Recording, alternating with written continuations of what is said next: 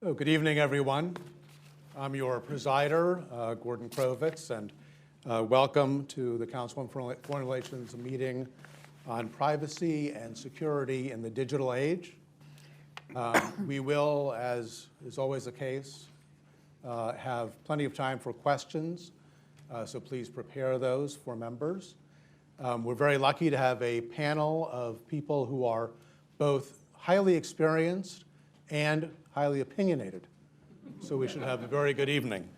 There are bios in your materials, but Michael Chertoff is chairman of the Chertoff Group, formerly served as Secretary of Homeland Security, was also a prosecutor and a federal appeals court judge. Cyrus Vance Jr. is a district attorney for New York, better known in the movies and thrillers as the Manhattan DA. And to my right is Adam Siegel, who directs the Council's digital and cyberspace policy program. So I think the biggest issue in this area of privacy and security is what the founders would have made of this and all the other smartphones in the room. The Fourth Amendment says reasonable searches and seizures are permitted. What happens when technology makes them not possible? So I wanted to start by asking Cy Vance, if you would, to talk a little bit about the analog era. So before all these digital issues came up, before you had issues like in San Bernardino, where we had the dispute between Apple and the FBI over whether Apple should be obliged to help the FBI access that phone. Remind us what the world was like in the analog era. What kinds of information could prosecutors get with judicial warrant? The backdrop to this is I'm speaking really on state and local law enforcement issues, just so I don't appear to be a federal expert when I'm not.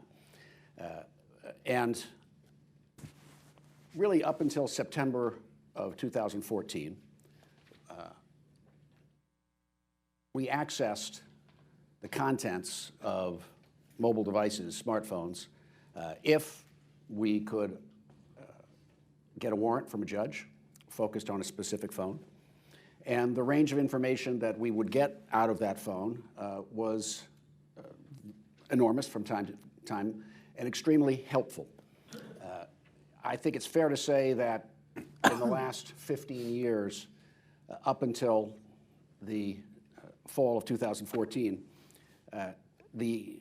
whether it was a case involving homicide or financial crime, digital evidence, very, very often on smartphones, was a key part of gathering the evidence for a case.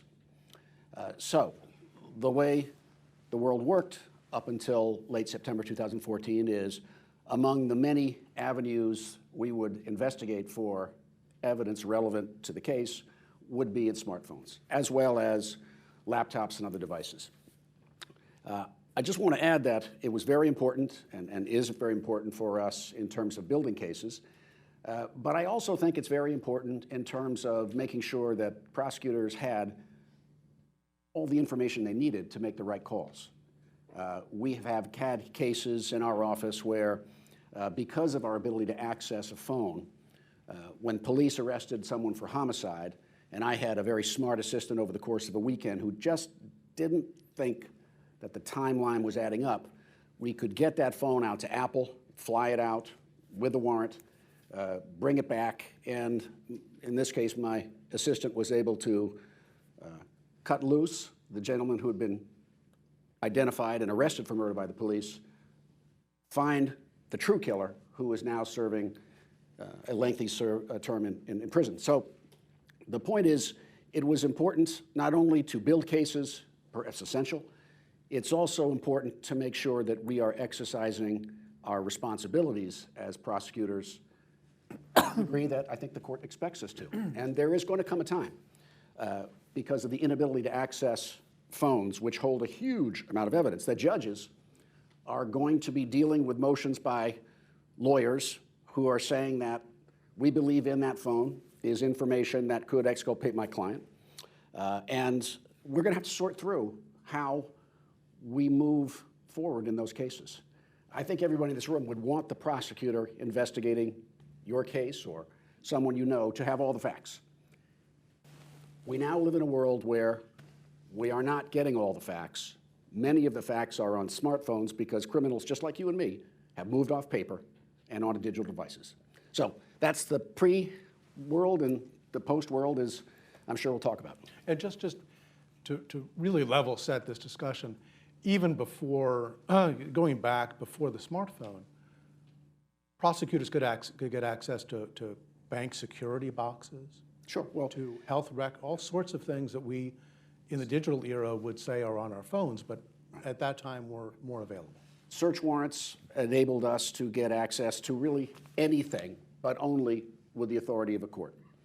And the devices today are really the only, as far as I can tell, the only warrant-proof devices that exist. And that is posing a challenge, I think, to both sides. But I wonder if I can ask, because it strikes me that, Gordon, you're getting to an important point, which is that qualitatively, all of the data on the phone is different because all of those things are in one place. While in the analog period, you would have to do the legwork to get all of those specific things. I mean, maybe not. If you, when Mike was U.S. Attorney, he probably, like I have, when officers go out and do search warrants, they probably have 3 or 4 locations: office, home, associates. It's not that complicated. And maybe you hit 20 places with search warrants, but still, it is true that much of this information is now collapsed into a single device. But it's the same kind of information that would have been accessible to a warrant, whether it was in a car, a home, a safety deposit box, or some physical location. And last time I saw, you had estimated that in your office, there are 200 iPhones or so that you would like to be able to get access to, but have not been able to. It was clear to me when Apple moved to re-engineer its phones to be incapable of being opened even with a warrant, that this was going to have an impact on the way we did business. We in the Manhattan DA's office created our own cyber lab over the last several years because the NYPD simply can't keep up with the volume of devices that we're asking them to interrogate at the speed we're asking them to do it. So we started our own lab, and of the phones that have submitted to our lab, of the 750 phones that have been submitted to our lab that we've gotten warrants for all the Apple devices, and 230 of those devices are inaccessible to us. Most at this point are iPhone 6s running with operating systems 8 and above. So let me turn now to Michael Chertoff. You've been on different sides of this issue. You've been a prosecutor, head of Homeland Security.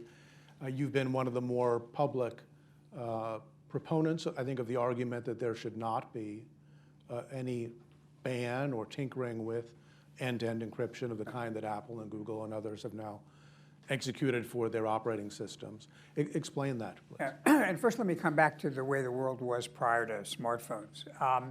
Because since time immemorial, people have tried to frustrate law enforcement's ability to get evidence, even when there's a lawful basis to get it. So we were talking earlier, back in the day when I was a prosecutor and I was getting wiretap or electronic surveillance warrants, that allowed us lawfully to put a tap on a phone or to put a recording device in a building.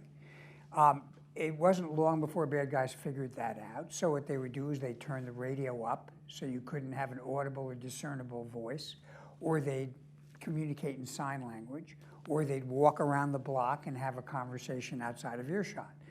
Now, those were all frustrating the ability of law enforcement to use a warrant to get information, but we accepted that's the nature of a free society is you can't make people sit in the room and talk audibly. So I would argue that this is a species of a problem we've faced on and off for many, many years. I also think that one of the things that you have to consider is end-to-end encryption is only one of a number of different ways people will secure data. For example, you have various kinds of apps that will cause messages to disappear after you read them. That's a security device, as is encryption. So the challenge is to what extent as you balance the legitimate and understandable, and I don't minimize this, desire of law enforcement to get evidence that can be critical in a case, how do you balance that against the ability of people to secure their own data, particularly in a world in which the government tells people, with respect to cybersecurity, don't count on us to protect you, you have to protect your own data. And so to me, what you see is really a trade-off, not between security and privacy, but between two types of security. The last thing I would say, which is relevant to the smartphone, the volume of data is now hugely greater. And one of the interesting legal issues that's emerging now is to what extent even a warrant for a phone or an accepted warrantless legal basis to search a phone changes when the phone itself becomes a different kind of device, either because it's handling so much information that it's far beyond what in the old days you could have considered, within a person's personal control, but beyond that, because often the data is no longer on the device itself. The device is literally a key to data being stored in the cloud. And this comes up, for example, in the area of border searches. The rule has been, and I argued for this when I was Secretary of Homeland Security, that when you cross a border, the government is entitled to look at everything you bring with you. And if it's a briefcase, they can look in the briefcase. And the law was, if it was a laptop, anything on the laptop could be looked at because you're bringing in what might be contraband. But now I ask myself, does that change when, in effect, the phone is no longer the repository of the data, but is the key to get the data that's already in the cloud? And that would be a little bit, to my mind, like if I crossed the border with my house key and someone said, okay, now I want to have your key and I'm going to go into your house and look at everything in your house. I don't think we would consider that a border search. So in many ways, the technology is confounding even the pre-existing legal categories. You co-wrote an op-ed in the Washington Post about a year ago on this topic that I thought had a fascinating conclusion. I've been curious what you meant, and this is my big chance to ask you, so I'm going to. I'm going to remind you by quoting you. What you wrote was, if law enforcement and intelligence organizations face a future without assured access to encrypted communications, they will develop technologies and techniques to meet their legitimate mission goals. And of course, in the case later, after you wrote this, the FBI did get from a third party a means for accessing the San Bernardino terrorist phone. Were you suggesting that law enforcement and intelligence agencies won't go dark, as the FBI director has warned? I was saying two things. One is, I think it's actually the nature of encryption that it's never clear to me that you reach a stage where you have perfect encryption. If you know anything about public and private key encryption, the essence of creating the private key is to have very long sequences of prime numbers that would require years of constant computing to break. But actually, today I was shown a chart about various contests that have been run over the last few years to see whether people could break ever longer encrypted keys. And not surprisingly, over time, people have found ways to break them.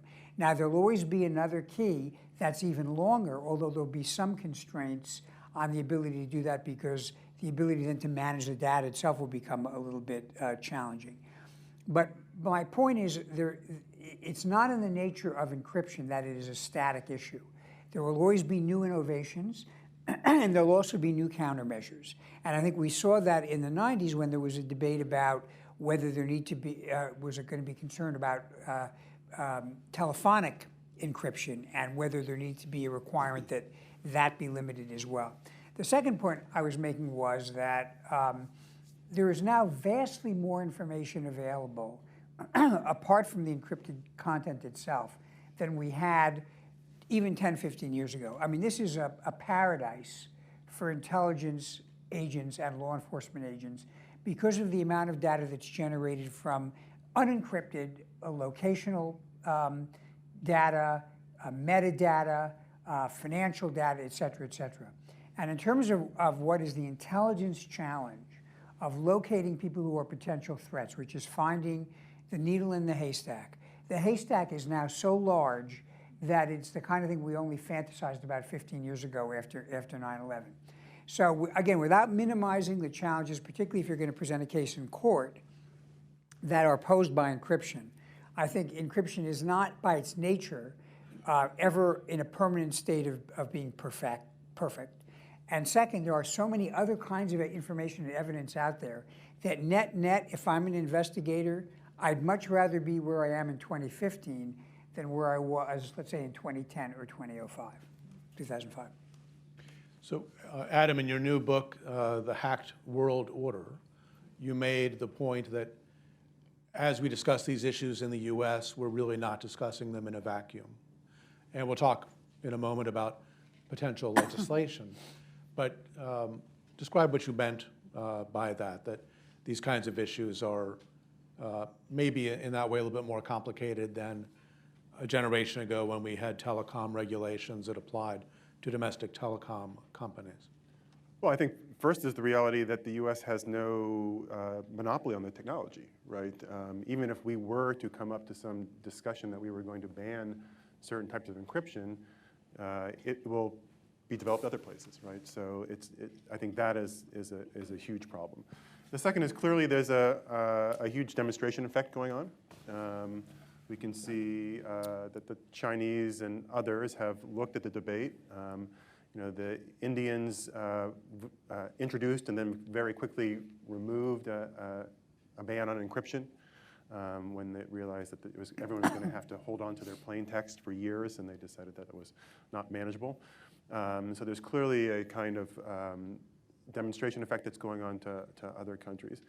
And then there is the larger issue of what we want, what the goals are for U.S. technology companies, right? So what are we thinking about their competitiveness and how they're going to be in other markets? The FBI director, of course, has kind of thrown that off and said that this is a marketing strategy. But we saw, last week when a Brazilian judge knocked WhatsApp offline for about a day and a half, and several millions or tens of millions of Brazilian users didn't get access to it, that all of these interactions are closely tied to security and economics. So, Cy Vance, I wanted to ask you a question along these lines. We've heard good arguments about the complications of potential regulation, and the technology is complex. On the other hand, Apple and Google, in a way, created a change in the situation by moving to default encryption. Mm-hmm. So before they did this in 2014, were there reasons for them to be concerned about hacking? This is what has puzzled me personally about the communication on this issue after Apple moved to default device encryption in September 2014. At that time, Apple was operating on iOS 7. We are now on iOS 9. And it was, I think, before the 6 came out. Now, in that time period, this was the time period where we were presenting affidavits and warrants to judges for them to review, and if they approved it, we took them to Apple, and Apple did whatever magic it did, and then returned us the responsive material. There was no indication that Apple's ability to maintain the security of the phone content was at issue. In fact, Apple said exactly the opposite, that their iOS 7 was state-of-the-art, and also, interesting, said they felt they had a responsibility as a corporation to make sure that law enforcement was able to get the information it needed to find the Alzheimer's patient or other issues on an emergent basis.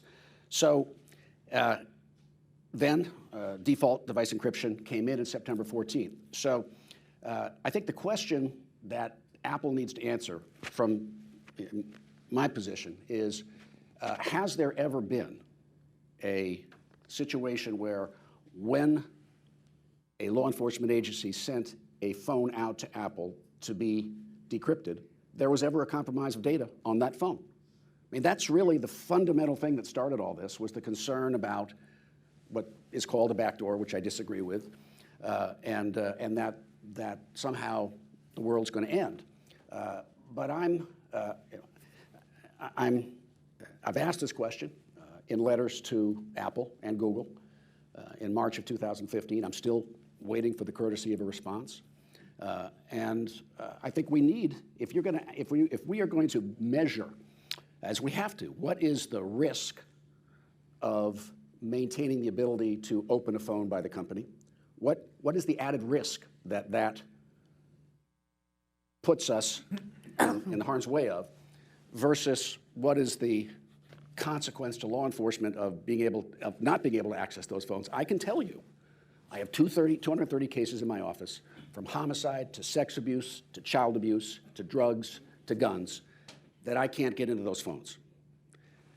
What is Apple telling me about how many times a phone that was delivered by a law enforcement agency to Apple as a result of their unlocking the phone pursuant to a court order, that data was ever compromised? So I think we need an answer. So I think there are two types of encryption. We have to be careful not to confuse them. The more general issue has to do with end-to-end encryption, which has to do with when you're either dealing with data in motion or data at rest, you encrypt it except at the point of initiation, at the point of receipt. And obviously that's a critical element in security against people hacking into a network and stealing your data, and relevant to financial institutions, healthcare institutions, et cetera. Now, the issue that Sy is talking about is a somewhat narrower issue that has to do with a feature of the phone. The encryption itself is very simple. You're talking about 4 digits, but it's designed to defeat efforts to repetitively try different variations by slowing up the time between each entry and ultimately stopping anything further on the phone and wiping it if you do it more than a certain number of times. That's really designed to deal with the problem of somebody stealing your phone, and then if they didn't have that feature, they could infinitely go and try the number of combinations and crack the phone relatively easily. The issue in Apple, which is technical, and I should just disclose we do work with Apple, so it's out there, was whether creating a tool that would allow you to basically substitute out the operating system that currently exists for a system that did not have that feature, namely the one that shuts down the phone after you have too many tries, whether that, once it was created, would potentially get released and compromise other phones. At the end of the day, in a way, this is what lawyers call a moot point, because inevitably what you're going to have going forward is a new system that's configured in such a way so as to be even more protective of the device itself. And if the US government were to say it's illegal to do that, I guarantee you would be able to buy a phone that does that within 10 minutes on the dark web. So again, I think in some cases, on the narrower issue, the lifespan of what we've been fighting about is very short. The broader issue, however, is very, very important, which is, do we preserve the right to encrypt data at rest or in motion within the network and on the internet? I got to disagree with my colleague, because I think that's a framing of the issue, but I don't think that's how it was framed for us by Apple.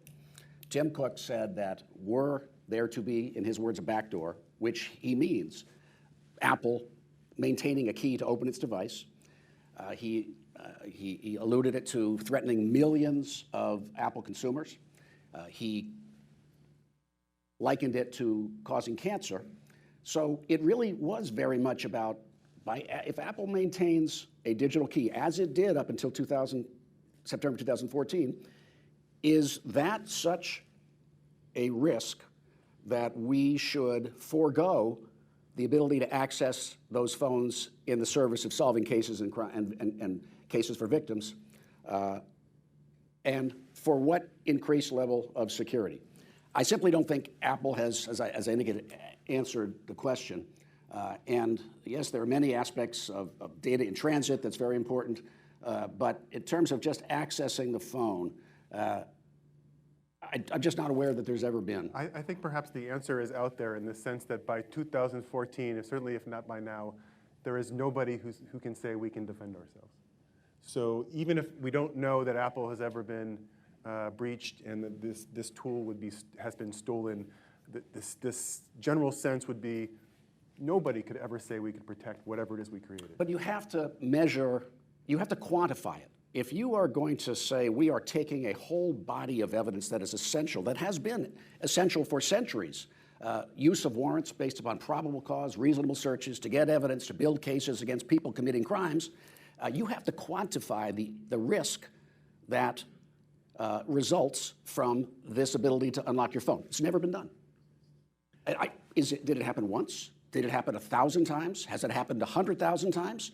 Right now, that number has never been put on the table. And until you quantify that number, you're asking the entire United States, all of law enforcement, and all the public to say, it's a crisis.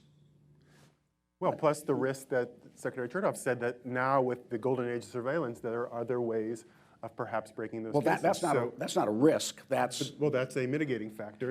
I've never met a victim yet, a mother of a daughter who has been sexually assaulted, a parent of a child that's been murdered, a police officer investigating a terrorism case who said to me, "Oh, I don't really care if you get the conversation. I just want to know the metadata." Juries expect proof beyond a reasonable doubt. And the content of communications is what proves intent in a criminal case. And it's not just being able to say that Cy Vance emailed Mike Chertoff on Saturday morning. That will get you so far. But I'm pretty clear that that doesn't get you where you, if it was personal to you, you would want the government to be able to build the evidence. You know, I guess I would say this. I mean, again, I totally understand that if your job is to be a prosecutor, you want every bit of evidence you can get. And that's why prosecutors don't want to suppress evidence, have evidence suppressed when it's gotten illegally, for example. But let me tell you, I mean, as I use the example I talked about earlier, in the pre-smartphone days when we had electronic surveillance, and I did organized crime cases, and the guys I investigated did not talk. They used sign language, or they walked around the block. And I remember convicting people of murder, and I didn't have conversations. What I did have was pictures of people walking around the block and records of telephone call from point A to point B. And somehow, you know, we were able to fumble our way to getting those folks sentenced to 100 years in prison. So I don't want to minimize the importance of this, but it's, to me, it's not an all or nothing proposition. And those And you cases can do that. were likely built on informants who took the stand and said, I talked to Mickey. Mickey told me to kill. Actually not, but I won't bore you with war stories.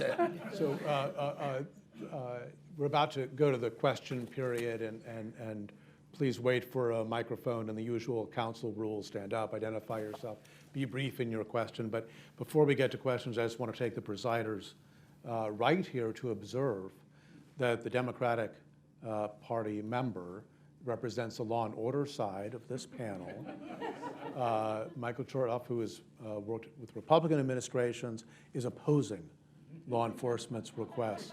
And yet another example for those of us from New York that Washington has become increasingly unpredictable. But Gordon, in all seriousness, Gordon, I do want to make a point, which is, to me, this is actually a choice between two types of security. And I do think that the issue of being able to have, particularly, I'm not talking about so much device encryption as end-to-end network encryption, is really, as someone like all of you who transacts with banks online or does other personal things online or even has personal emails that are sensitive you don't want to have out there, the ability to have those encrypted is part of securing what's valuable to me. And since the government doesn't take the responsibility and shouldn't of operating and owning everything on my network, it's on me to do it, and all I want is the tools to carry it out. I think the first question is in the front row. I'm Taizioni, George Washington. I wonder. I don't think your mic is on. Okay, thank you. I wonder if there's a whole other level of discussion which I love to learn about, if these things are really not decided on a completely different level, kind of politically, where people are afraid to touch Google and Apple. They have strong lobbying. There are libertarian ideologies supporting. So all these intellectual arguments, which I cherish, and that's where I spend my life, are really not going to decide this issue.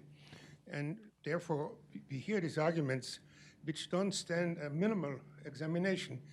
For instance, the notion that if Americans cannot get Apple phones, they're going to take Chinese phones and use them and trust China. and not to have a back door. Or it doesn't matter if you're going to be out of business for 5 years, dark, because 5 years from now, somebody else will come up with a way to break encryptions. None of these arguments hold the minimum exam. But isn't that really not what's happening here? Isn't it just a political struggle, including the fact the president was very reluctant to speak to this issue? Who would like to take this question? Well, I'll just jump in. I don't think it's just a political issue, and I'm just speaking about myself personally. I am elected to be the head law enforcement elected official for New York, which is New York City, the #1 terrorism target in the country.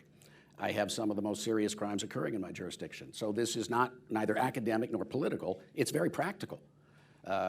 And for folks like me around the country, 95% of the cases, criminal cases in the country, don't occur in federal courts. They occur in state courts.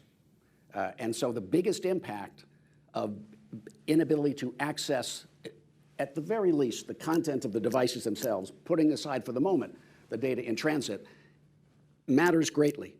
And of course, what we're doing is talking to political leaders, senators and others, to trying to convince them, in my view, that they should address this with federal legislation. I think that has to be the solution. And they need to do it quickly, because and I think we should all have a sense of urgency around this issue not being resolved. So respectfully, politics doesn't enter into this for me at all. And I think I represent a large percentage of the law enforcement community that is trying to wrestle with this. Just to rephrase the question a little bit and try to elicit another response. When Apple announced its change to its operating system in 2014, it posted on its website this line. It said, it's no longer technically feasible for us to respond to government warrants, which I think may be one of the examples that the FBI director used to say they were marketing their inability even to respond to government warrants. So, Gordon, another screen had that same phrase when they came out with the iOS set, but it said, Apple, unlike its competitors, cannot open its devices. So I think... and we haven't said the word Snowden yet. I mean, I think we do have to realize that there was a motivation from the companies to create distance between them and the U.S. government and all other governments. So I do think there was that framing that was out there that we can't ignore. in the back. Alan Rawls, Sidley Austin, and former Vice Chair of the Privacy and Civil Liberties Oversight Board.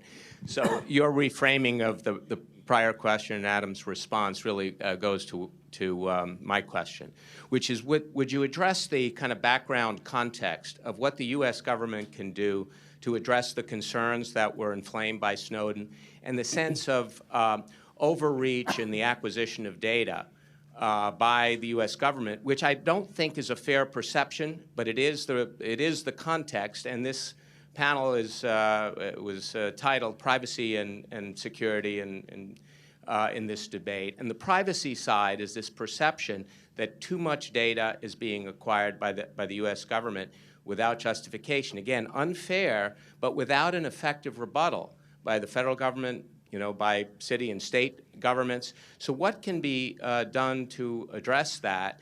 And perhaps, the government needs to look at some of the cases that it brings. There's pending before the Second Circuit now the extraterritorial search warrant case, right? So that is an example, perhaps, of the U.S. government overreaching into servers in other countries that, again, gives rise to this dynamic of creating distance between the companies and the government. And I think if you would address what can the government do to address that and perhaps mitigate the tension.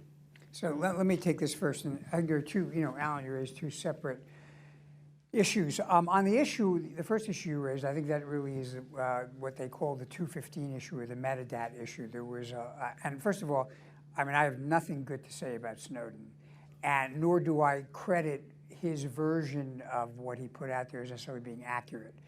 But the sense got out there that the government, because the government collected and stored a lot of metadata, which is literally phone number, IP address originating in communication, the address to which it went, and duration, not even a name.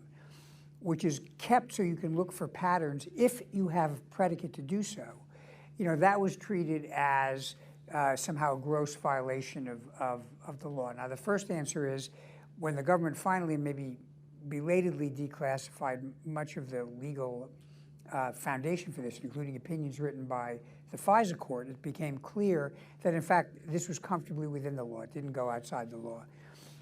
And beyond that, that it was really a minimal intrusion into privacy. And it was essentially what a telephone billing record has in the modern age. So I think there was a failure disappointing failure on the part of the government to explain, in fact, that this was pretty modest, and there's enormous value to be gained by doing this. And I say this as someone who, in the days after 9/11, had the responsibility to see who the heck else is out there, and you track that by looking at all these metadata collections. The second point you raised, though, which is somewhat distinct, is a little bit related. This has to do with the fact that the U.S. government, when it seeks to get information, data about it, let's say a foreigner held, who's living in a foreign country, in a data center that's in a foreign country, will go against the service provider that's doing business in the United States and say, well, you have to turn this over to us because we're going to subpoena you. And that's an issue we used to confront with banks. And the question is that subpoena like asking for bank records, which we typically allow the government to do, or is it like telling a U.S. branch of a Swiss bank, you have to break into the safety deposit box of somebody in Switzerland, and we're not going to go to a Swiss court, we're going to go to U.S. court. That highlights the problem of a world in which our law is still sovereign-centric, but the data moves around the globe. And the real answer is not to eliminate the ability to get foreign evidence, but to find a cooperative and efficient way to get multiple sovereigns to agree on a process to do this quickly, but that respects the sovereignty of the country, for example, whose citizen is involved. So again, this is not about closing that off, but it is about avoiding what happened in Brazil, where a judge shut down WhatsApp in Brazil because the judge ordered, I guess it was Facebook, to turn over data in the U.S. and violated U.S. law. And the company said, well, what do I do? And that's not a good situation to be in for anybody.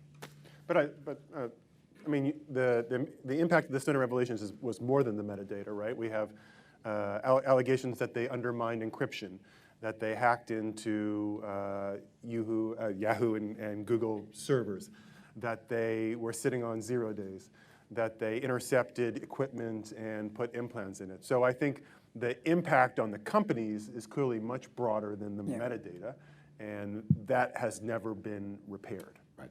And I think it's an important point that what caused this stir was federal action. We, who are handling 95% of the criminal cases in the country, are now trying to push ahead to do our job when upset has been caused that has nothing to do with us. And we only get access to devices through search warrants. So again, obviously these are, they're overlapping issues, but the Snowden revelations clearly, I think, have had a big impact on public opinion. I understand clearly the relationship between those revelations and the actions of the companies. But if, looking at Apple, if iOS 7 up to September 2014 was as secure as they said it was, and if we don't have any indication that there's ever been a breach, at least of the data at rest, by delivering a phone to them, what is the problem Apple is trying to cure? Is it a public relations problem, or is it a privacy problem? And I think it may have been more a public relations problem than a real privacy problem. Yes, ma'am. Thank you. My name is Courtney Raj.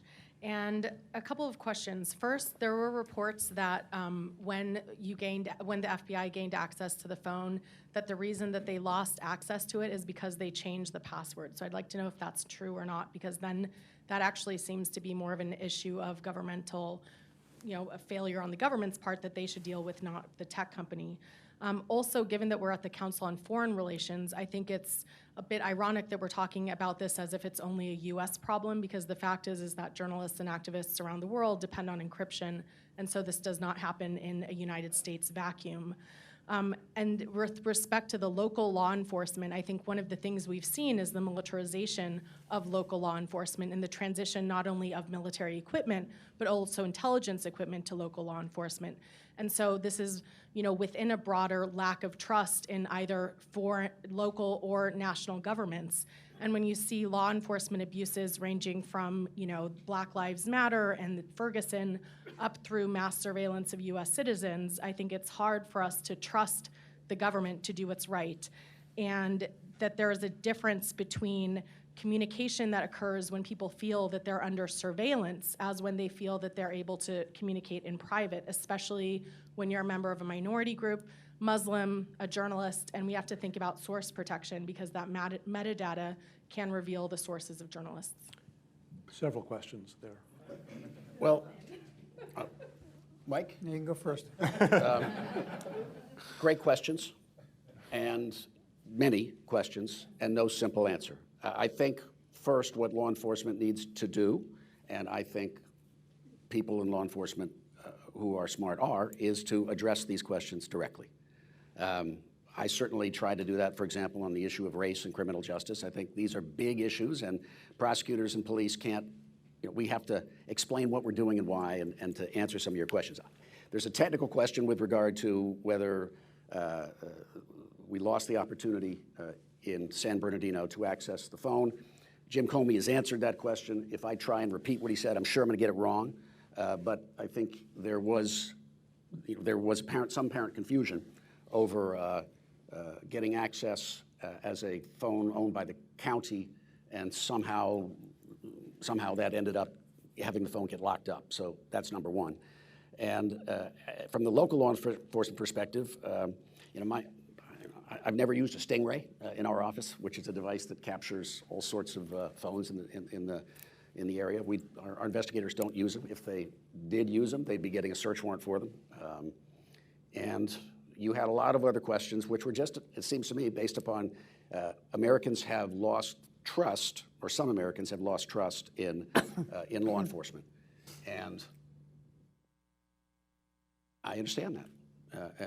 And it is why, whether the issue is race and criminal justice, or the issue is, talking about how we need to adhere to constitutional standards every time we are trying to get evidence through court order, I think we have to do a better job, and communicate about what we're doing, because we should get your trust back if we can.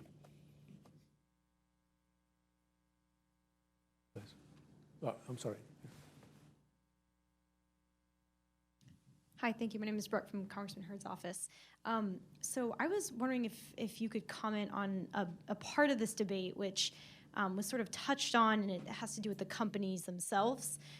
So the backdoor debate aside, I was wondering, what is the legal precedent for forcing a company to do something like create, in every case, some sort of ability to open up encrypted data, or if they can't because they've created an encrypted phone that they don't have the quote-unquote key for, to force them to create the key for it.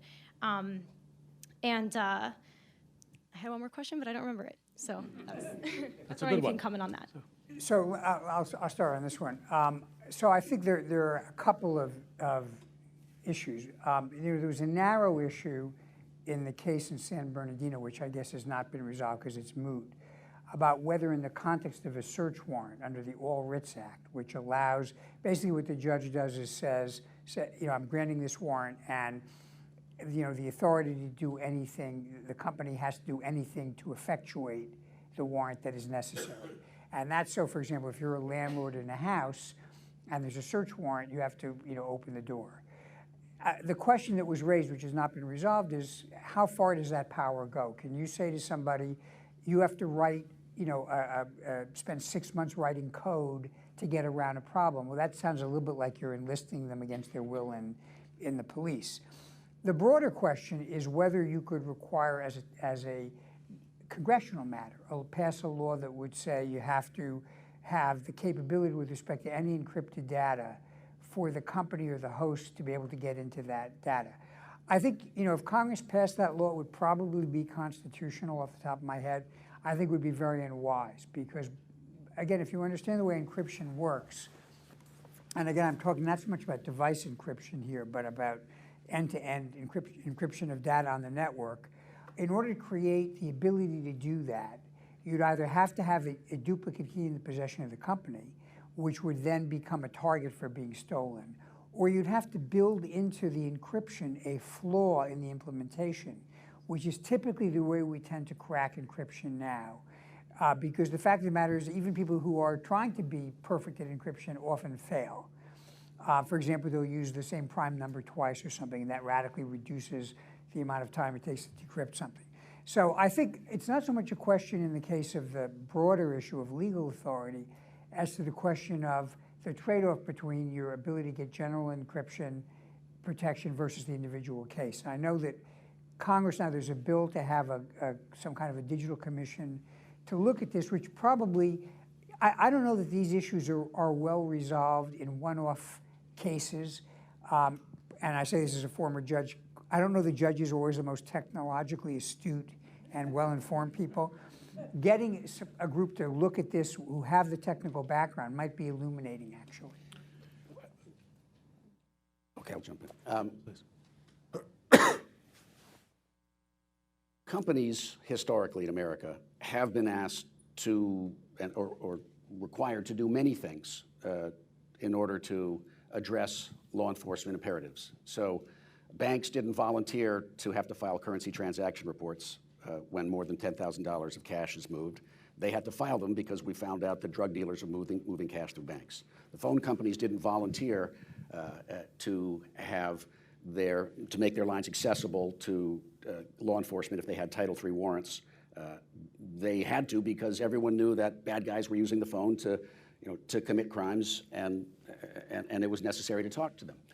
So we aren't really, in my mind, in really that different a place today. We know criminals are using smartphone devices for criminal purposes.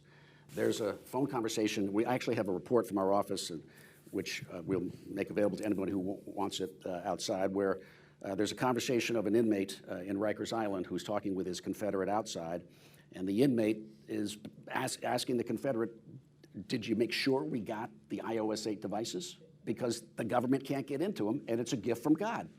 So the criminals have figured this out.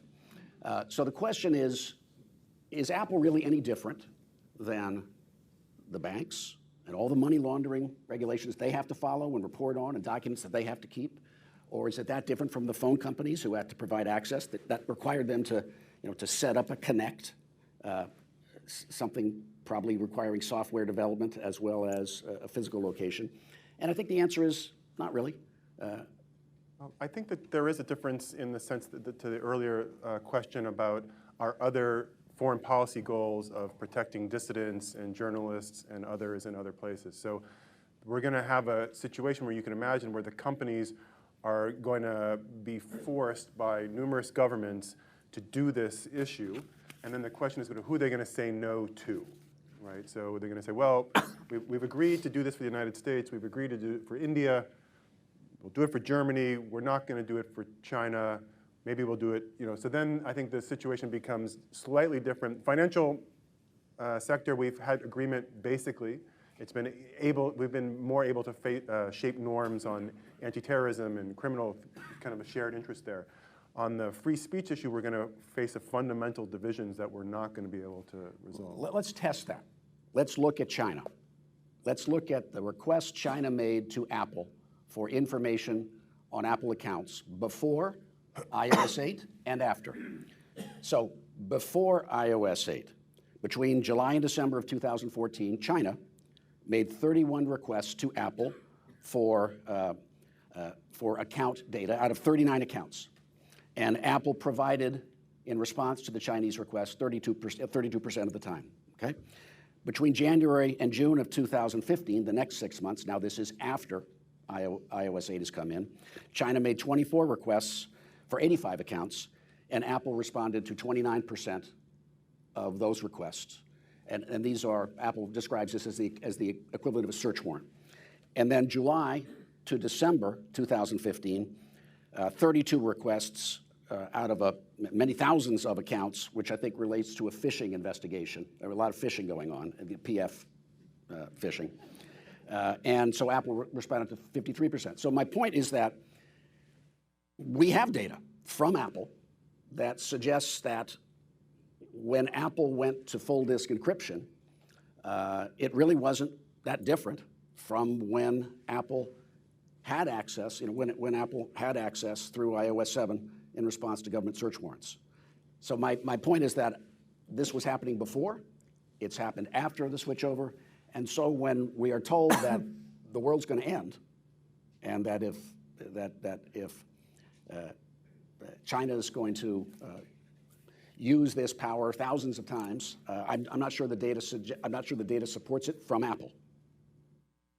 Yeah, I'm not sure, by the way, I think there's a bit of a difference, just to be clear about the issue that was presented in the Apple case, which was getting onto the device versus the data which had been uploaded to the cloud. My recollection from the press reporting in San Bernardino was actually any of the data that was backed up to the cloud was furnished to the FBI. And the reason they had a problem at the end was because somebody, by altering the password, stopped the automatic backup system. So it's not been the case, as I understand it, that the company says if we have unencrypted data, we will refuse to turn it over. I think they agree they have to.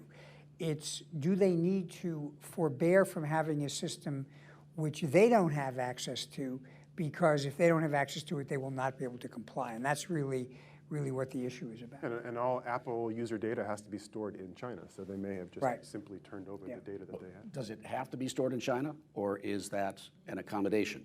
Well, I think that's the condition, and it's Chinese data. And that gets us to the point that Alan raised earlier, which is you have to reconcile the fact that you have multiple sovereigns and you have global data. So it would be one thing if it may be a condition of entering into a particular marketplace, you can debate whether you should obey it or not, is that the data generated in that particular country needs to be held there. It would be quite something else if the Chinese requested data of an American held in the US and that were turned over without appropriate process. And that gets us exactly to the issue Alan raised about how do you reconcile these conflicting jurisdictional issues. Please.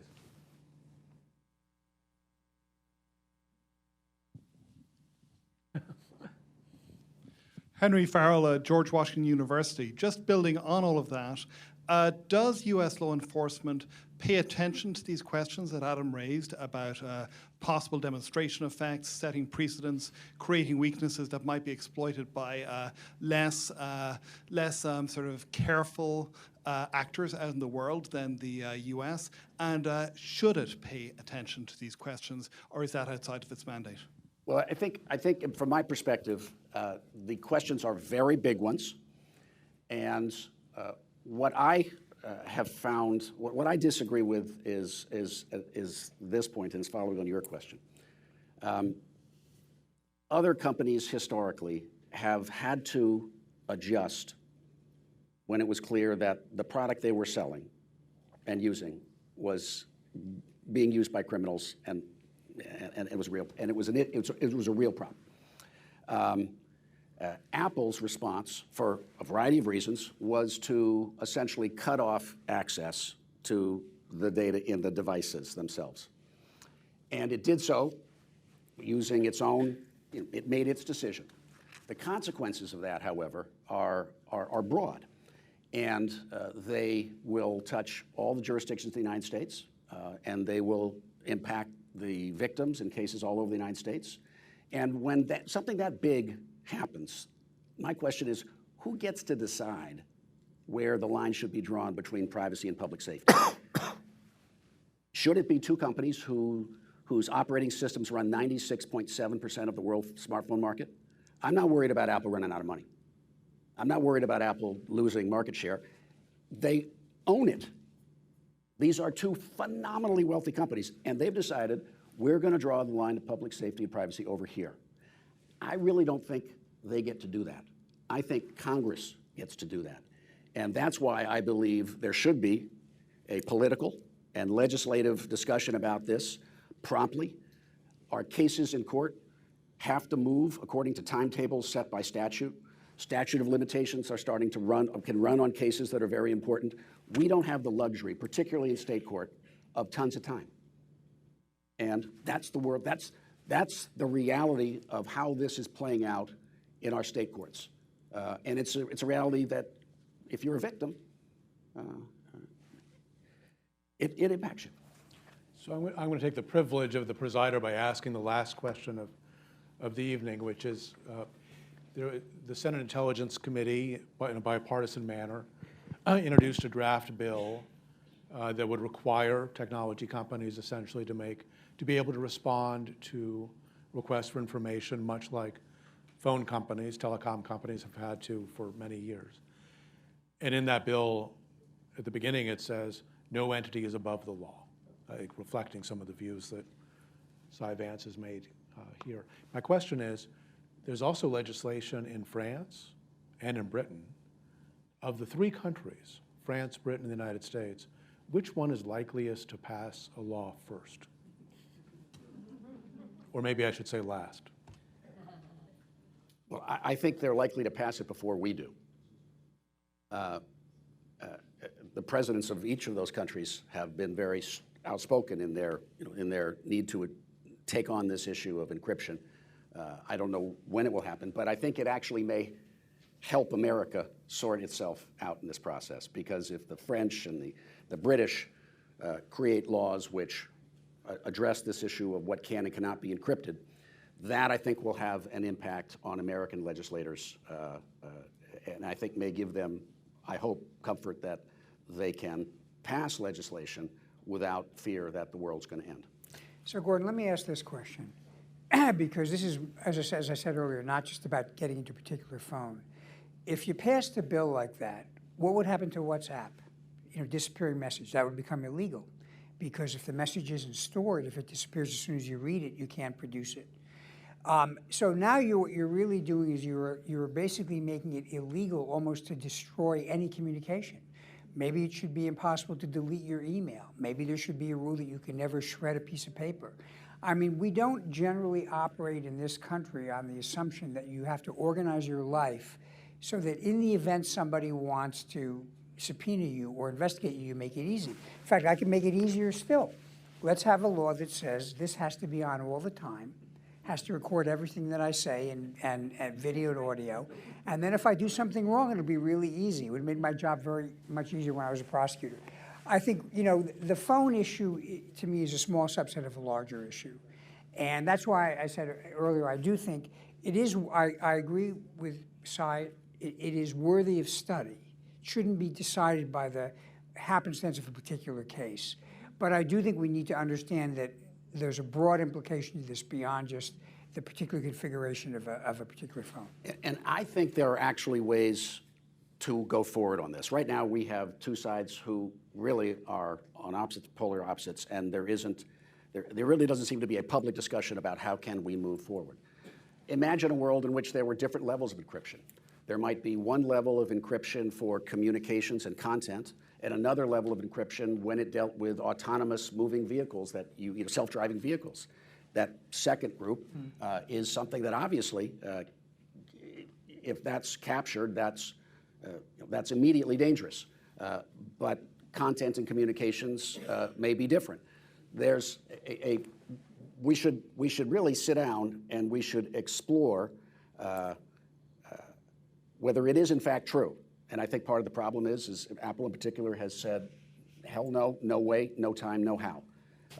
And I don't think that's helpful to anybody in resolving this, although I respect, respect their ingenuity and the passion of their beliefs. It's not helping us figure this out. I suspect we won't have the luxury of having that rational debate. I don't think we can discount the role that fear has played in all of these discussions.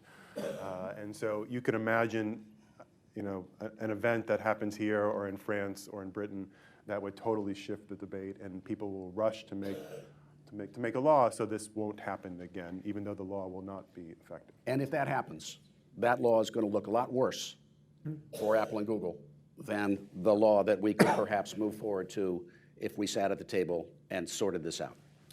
And in the meantime, the Council on Foreign Relations always trying to do its bit for the world. Mike Chertoff has dictated a Chinese statute requiring Chinese citizens to keep their phones on. It's a fantastic idea. So please thank the panel in the customary way.